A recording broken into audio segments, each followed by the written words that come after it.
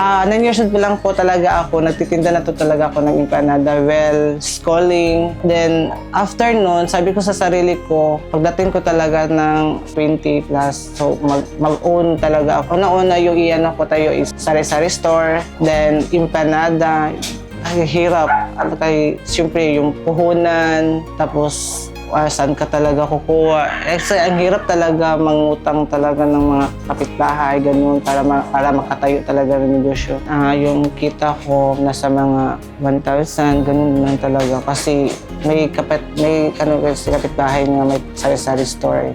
Nagtatago ako every month ng 500. Pag abot sa after 1 year, ipuhunan na punto na ako atod sa grow good siya. Mag-yun akong plan.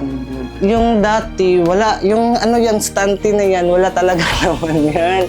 Bandal doon sa found yun, yung 15,000 na yung sari-sari store ko. Kanang murag nipon na puno. Then din ako ng empanada, yung mga ingredients niya.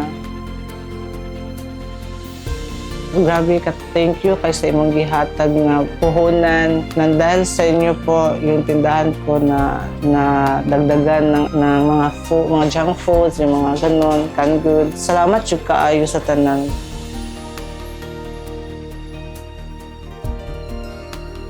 Hindi talaga ako susuko pag hindi ito lumalago.